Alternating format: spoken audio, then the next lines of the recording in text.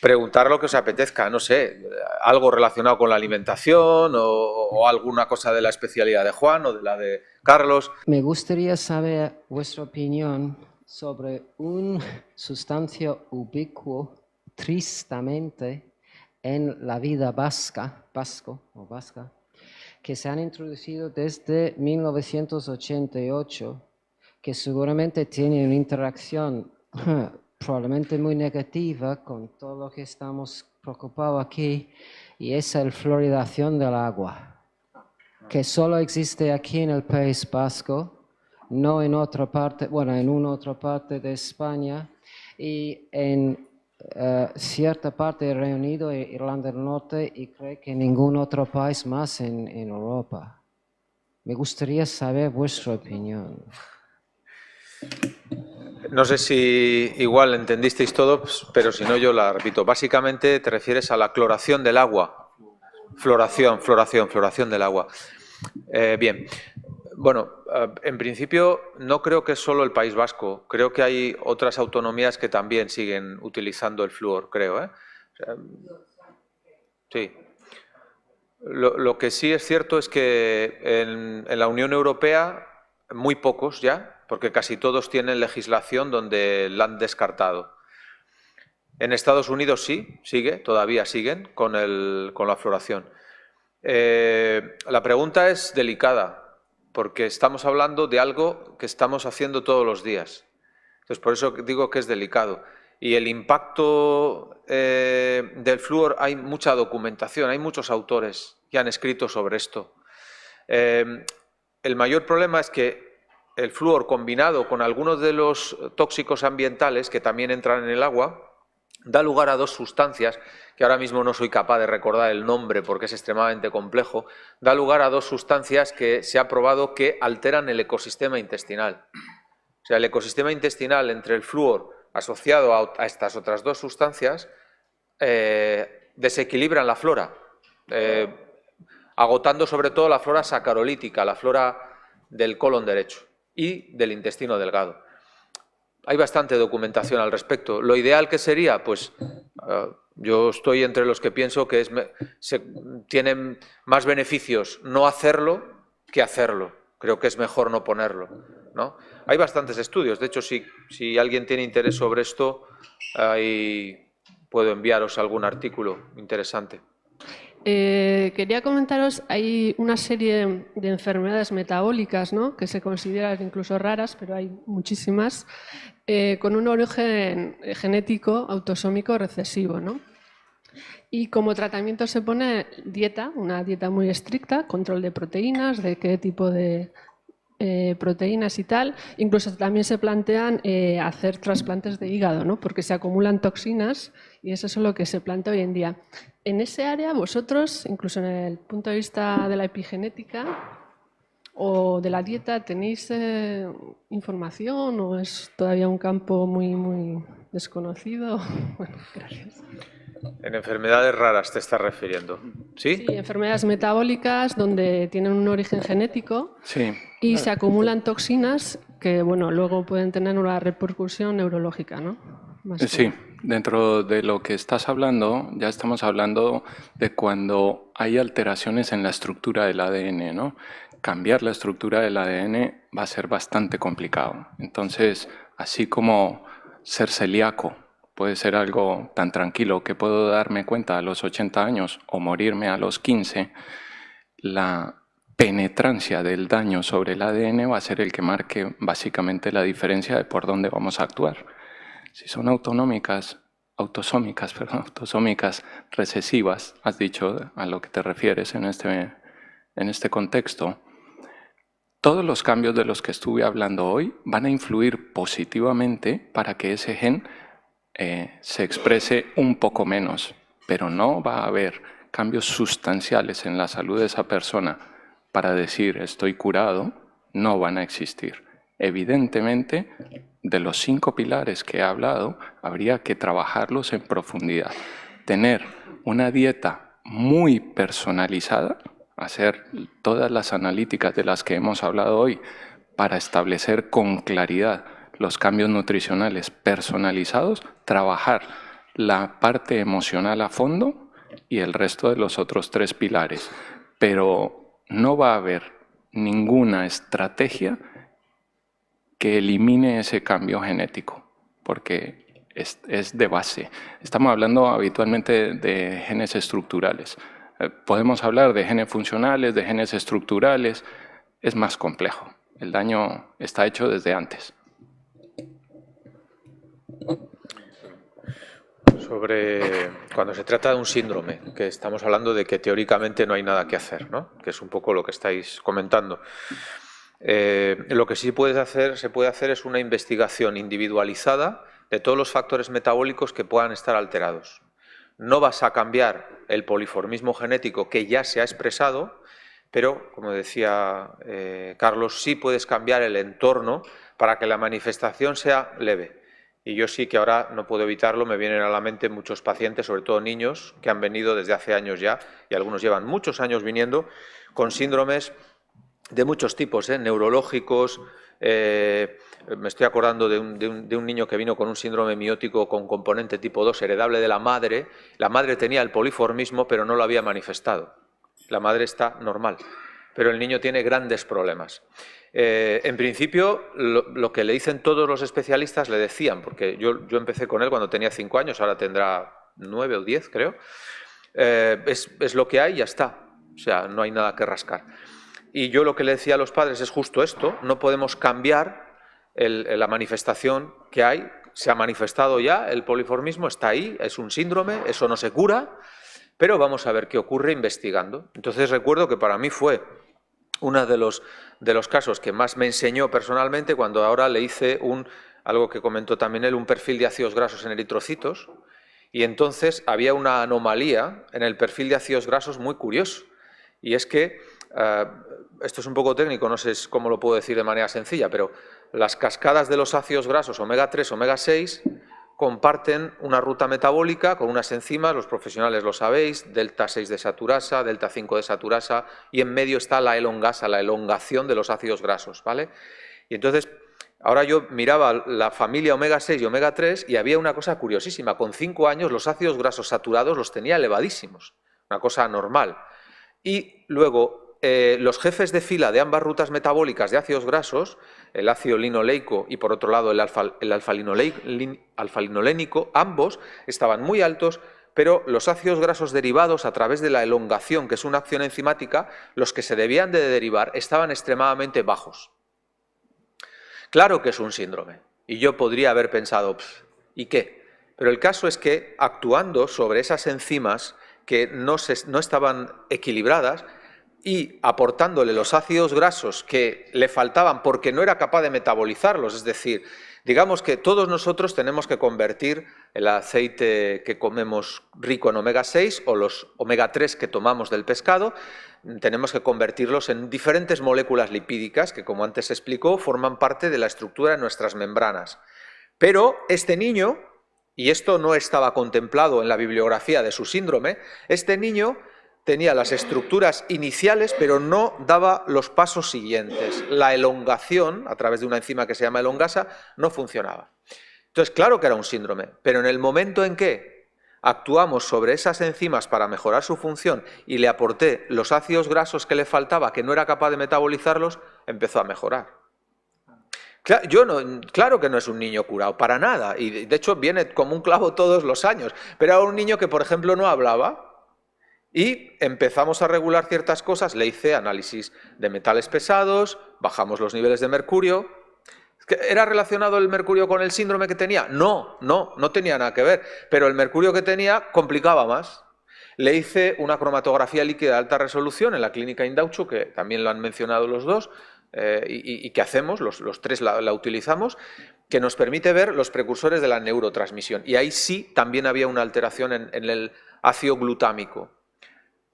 ¿Consecuencia del síndrome? No tengo ni idea, porque yo intento ser con los pacientes sincero y cuando te vienen casos de estos yo le digo, mira, no tengo ni idea todavía cómo te puedo ayudar. Lo que vamos a intentar es investigar y saber qué es lo que no está funcionando bien. Entonces hacemos pruebas y yo lo que intento, y creo que Juan y Carlos hacen lo mismo, es intentar detectar, cuanto más compleja es la enfermedad, más complejas son las pruebas que hacemos. Es Es decir, muchos de los que estáis aquí sois pacientes y sabéis que muchas veces hacemos el electrosomatograma, que utilizamos los 3, y nos es suficiente, porque no venís con graves problemas. Pero cuando nos viene un problema complejo, el paciente tiene algo difícil, no solamente hacemos el electrosomatograma, hacemos todas las pruebas que corresponden. ¿Buscando qué? Buscando todos los agujeritos, todas las deficiencias que presenta el paciente. Y aunque se trate de un síndrome, estamos convencidos de que se les puede ayudar. No vamos a curar un síndrome, pero podemos hacer que esté a nivel metabólico, a nivel enzimático, que esté mucho más equilibrado. O sea que yo creo que merece la pena. Muchas veces también son proteínas anómalas, sobre algunas de las enfermedades raras, que cada vez se está investigando más sobre las proteínas anómalas que superan la barrera hematoencefálica y están provocando muchas alteraciones neurológicas neurodegenerativas. También se puede hacer trabajo sobre esas proteínas anómalas favoreciendo el drenaje intersticial, que con algunos de los que estáis aquí lo estoy haciendo, de hecho, alguno de vosotros.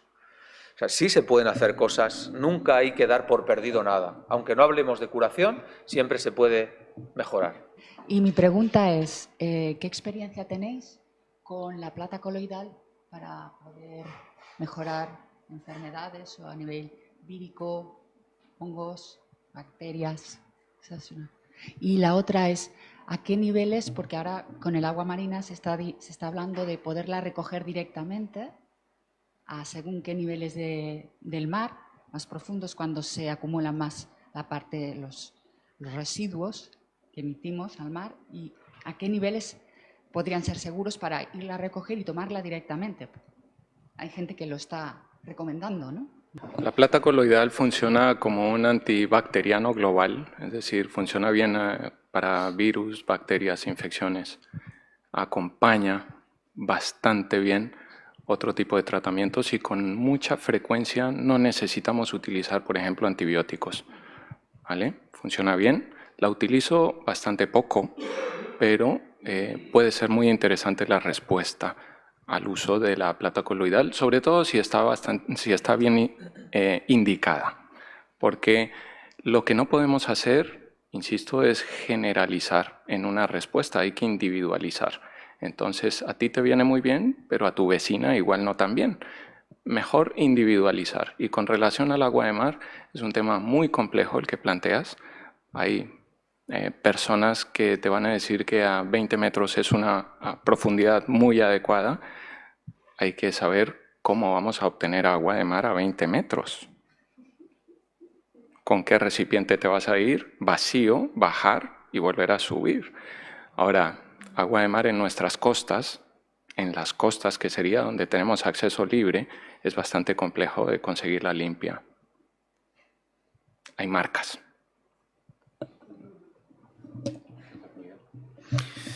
Bueno, la historia de la plata coloidal es muy bonita, a veces no sabemos, pero yo, aunque es una anécdota, la comento, ¿no? Surge en la época de los conquistadores norteamericanos, cuando finales del siglo XVIII, en los recipientes donde llevaban la leche, para que la leche no se les estropeara cuando hacían las grandes caminatas con sus caravanas, metían una moneda de plata.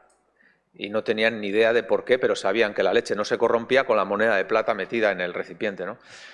Años después se comprobó que la plata es un antiséptico de primera línea, ¿no?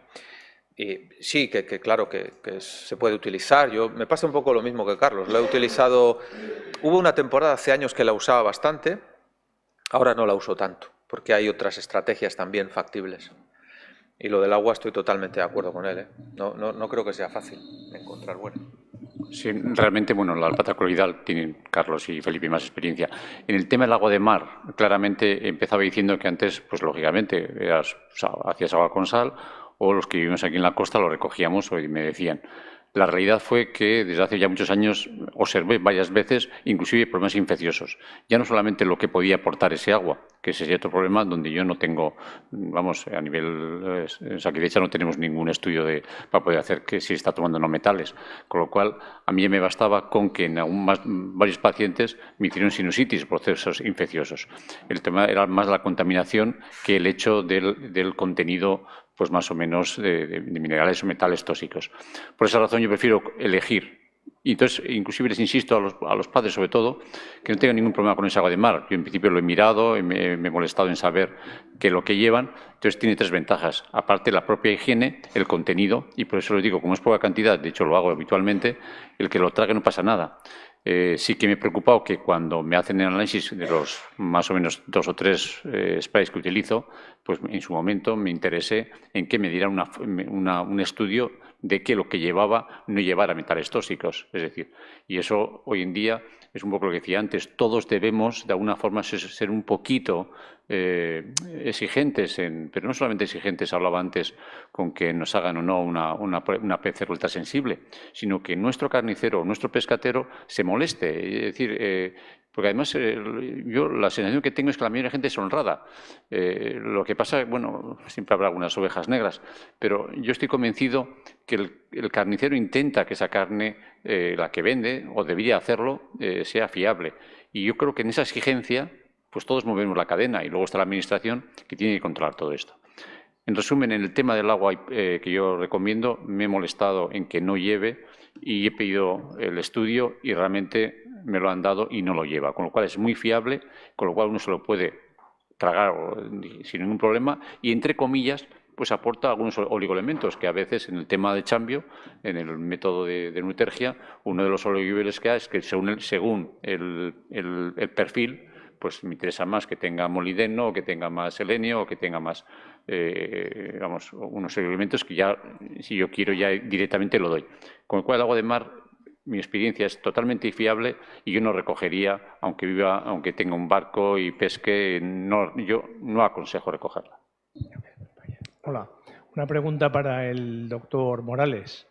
Simplemente es, en su conocimiento, ¿existe algún estudio fiable que tenga suficientes datos recogidos en el tiempo sobre la influencia de la polución electromagnética en todo lo que ha explicado del funcionamiento de los genes, la alteración genética, incluso de la división celular? Porque yo, cuando he mirado eso, si usted se lo pregunta a una compañía eléctrica local, le dice que los campos de alta tensión, que no pasa nada.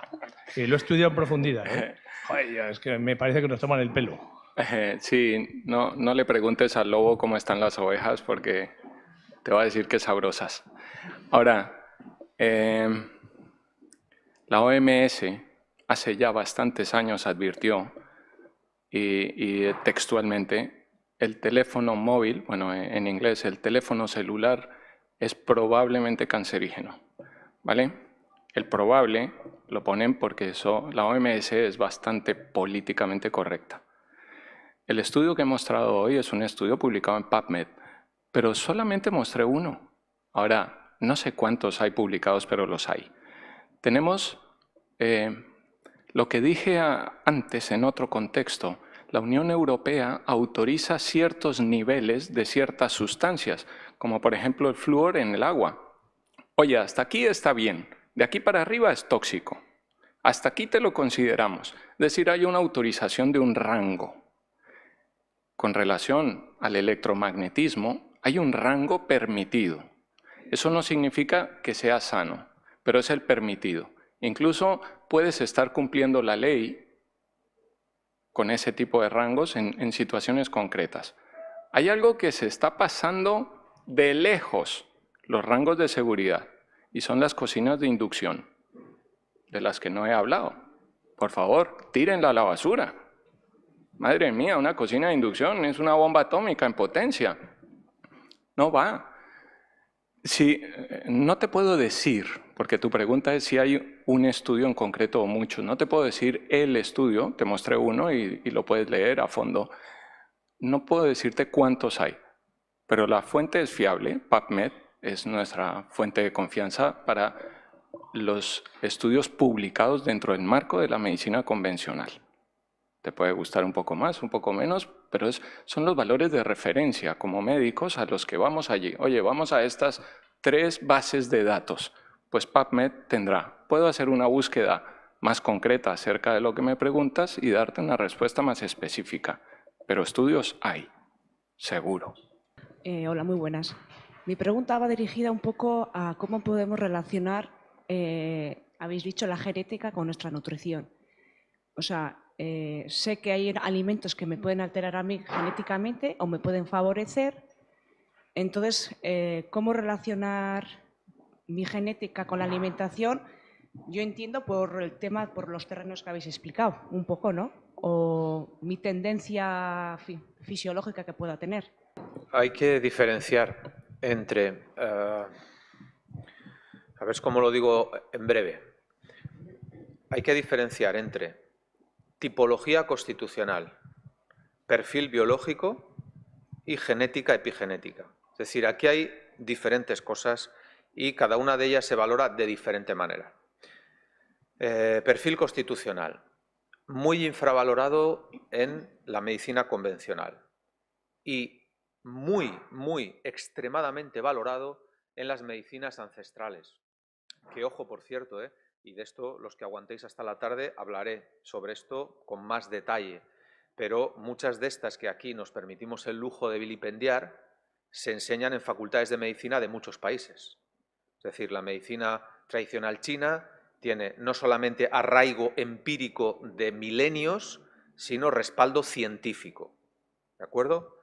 Aunque aquí escuchemos a veces verdaderas desinformaciones al respecto.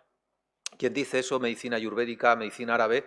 La medicina actual y moderna se ha tenido que nutrir de muchas de las medicinas ancestrales. Ha recibido muchísima influencia. Lo que pasa es que lo hemos llevado a un plano que es el plano del modelo científico. Modelo científico que hay que valorar y apreciar, y yo soy el primero que lo aprecio. Lo valoro y esta tarde lo voy a desgranar. De hecho, vais a ver los que estéis cómo se establece el modelo científico para determinar si un fármaco o una terapia tiene valor. ¿De acuerdo?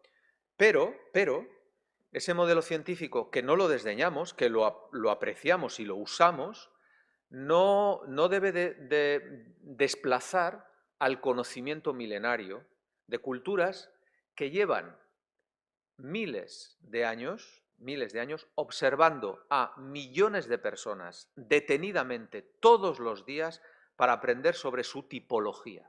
Cuando digo tipología es cómo eres constitucionalmente. Nadie está condenado a no cambiar, pero todos tenemos una tendencia. Y hay una tendencia fisiológica, hay una tendencia psicológica, hay una tendencia comportamental. Lo mismo que, dependiendo de lo que hagamos con nuestros hábitos de vida, puede haber cambios, y lo decía Carlos sobre la expresión genética, génica, también evolucionamos a nivel comportamental y psicológico y vamos cambiando, pero tenemos una tendencia. Eso se puede valorar con lo que llamamos en nuestro ámbito el ojo clínico. El ojo clínico no está en una analítica, no está en una prueba, que, vuelvo a repetir, no las desdeñamos, las usamos. El ojo clínico es cuando has visto a miles y miles y miles de pacientes y entonces llevas 10 minutos, 15 minutos hablando con él y ya estás sabiendo cuál es su perfil constitucional. ¿De acuerdo? Eso es empirismo, pero el empirismo también han sido los cimientos de la medicina moderna. No los vamos a olvidar, por favor. El empirismo es la observación detallada de los rasgos que caracterizan al paciente. Luego está lo que llamamos el terreno biológico, que lo explicó Juan. El terreno biológico es en qué situación o estatus estás en este momento, que es la unión de lo que tú eres con lo que tú haces. El terreno biológico es lo que tú eres por naturaleza con lo que tú estás haciendo con tu vida. Y eso es lo que llamamos el chambio, que es terreno carenciado, hipoglucémico, neurodistónico, intoxicado, vasocolítico, oxidado. Son terrenos biológicos que, gracias al trabajo de muchos médicos y expertos franceses, y algunos hemos colaborado aquí en España, se ha determinado mediante un cuestionario amplio, que Juan lo ha usado mucho tiempo, Carlos también creo que lo utilizó, yo también lo he utilizado, y que nos permite ver cuál es el efecto actual del momento presente de la unión de lo que tú eres y lo que tú haces, porque todos somos la unión de esas dos cosas, qué hemos heredado y qué hemos hecho con nuestra vida, ¿vale? Pero esto ha llegado al siguiente plano, es el plano más, si quieres, más científico, que sería un poco el que ahora Carlos está representando con la epigenética, y es que ya científicamente es un hecho que hay una predisposición génica, pero que tú esa predisposición génica la puedes mantener en equilibrio, haciendo que se exprese lo mejor de ti y que no se exprese lo peor de ti, ¿vale? Y ahí están esos trabajos. En concreto, Carlos lleva ya tiempo trabajando sobre análisis específicos para el estudio de los genes del paciente y de los factores epigenéticos que son trascendentales en este paciente concreto. Para eso hay unas pruebas que él está haciendo, que las hace con los pacientes específicamente para saber cuál es ese perfil epigenético. Simplemente dar una pinceladita más. Es otra manera de explicar lo que ha dicho Felipe, pero tiene que ver no solamente con los genes, sino también con las enzimas. Por ejemplo, tú hablas de cómo la nutrición puede influir, ¿no? ¿Cuál es la manera? Sí que genéticamente puedes estar diseñado para no procesar cierto tipo de nutriente o que te afecte. También genéticamente podemos favorecer la expresión de esos genes, aumentando, por ejemplo, el consumo de un omega 3, para que esto se mantenga en condiciones, pero la otra cosa que puede estar afectando tu salud es que simplemente tengas una falta de enzimas que no procesen adecuadamente un componente nutricional y no tenga nada que ver con lo genético de base. Evidentemente, si hay una alteración enzimática, sí que hay una influencia genética, pero no hablo de ir al terreno genético, sino de la expresión de tu ser, ¿no?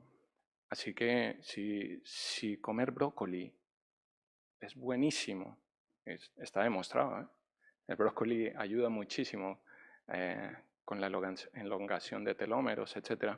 Si comer brócoli te llena de gases, pues igual tienes que buscar una manera diferente de comerlo, de asociarlo, de combinarlo, o simplemente buscar otro tipo de nutriente, porque a lo mejor ese en concreto, aunque le venga estupendamente bien a tus genes, a tu estómago no le gusta mucho. Es un ejemplo. La medicina, lo primero y lo seguimos diciendo, la medicina es un arte. Es decir, hablamos de las ciencias, pero la medicina siempre seguimos considerando que es un arte.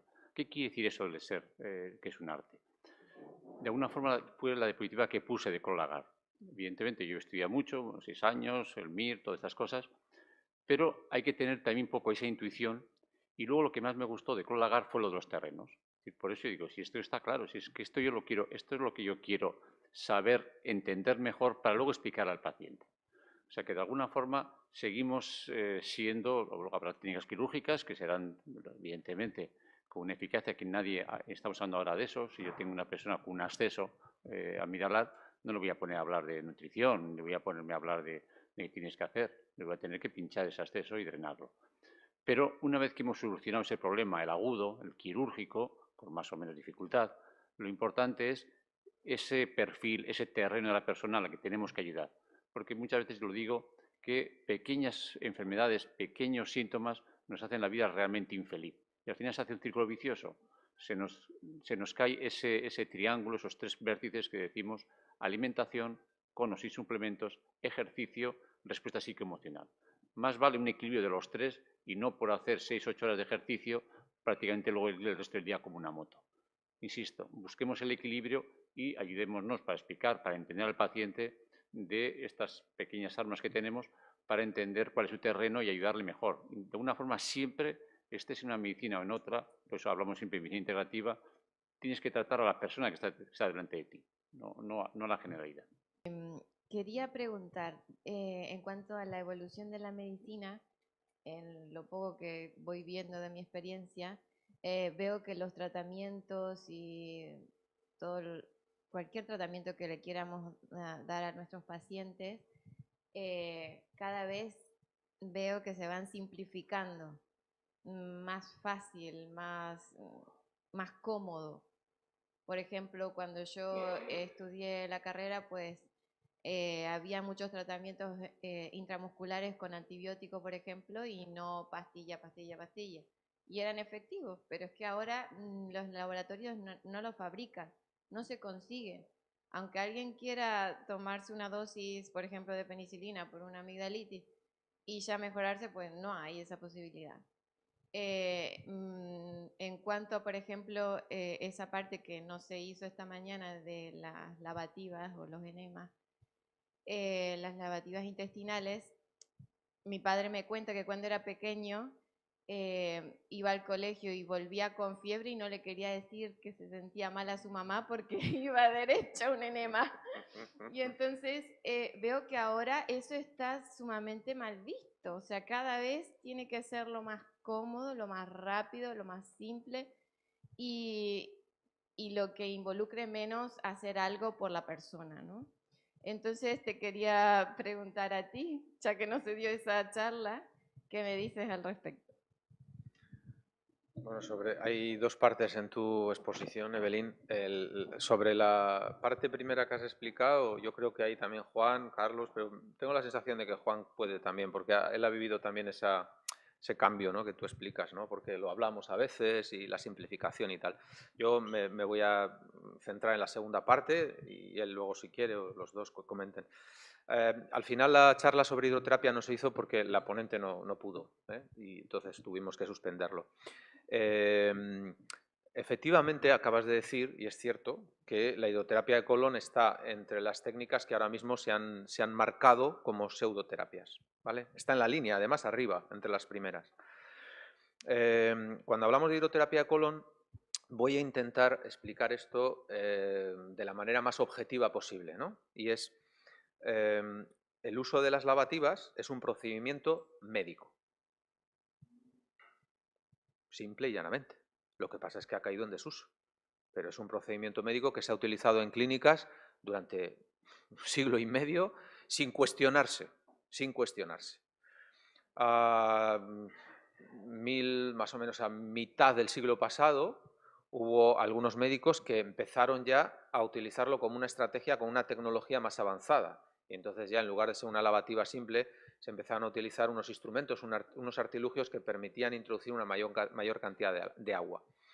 Y esto ha ido evolucionando. Uno de los grandes promotores fue el doctor Bernard Jensen, que fue el padre de la hidroterapia moderna, de la hidroterapia de colon. Ahora mismo, efectivamente, hay mucha controversia porque incluso hay muchos médicos que dicen que hay mucho riesgo, que tal. Bueno, no voy a sacar ahora el archivo, pero traje un archivo por si acaso, pero no lo voy a sacar, sobre todo porque yo sé que tú te fías de lo que decimos. Pero la realidad es que hay documentación, y ahora mismo la tengo en el ordenador, si hace falta luego a la tarde la puedo mostrar, sobre un grupo notable de médicos e investigadores norteamericanos que no solamente es que dicen que es útil, sino que la utilizan frecuentemente. Gente que son, por ejemplo, reumatólogos la utilizan muy frecuentemente. Pediatras incluso también. Lo que ocurre es que la hidroterapia tiene que ser aplicada. Primero hay que tener punto de vista. No hablar de hidroterapia cura nada. La hidroterapia es una herramienta entre un grupo de herramientas. Pero la hidroterapia actúa sobre la limpieza intestinal. Para que un médico acepte que la hidroterapia puede ser válida, primero tiene que pasar por aceptar que la higiene intestinal es válida.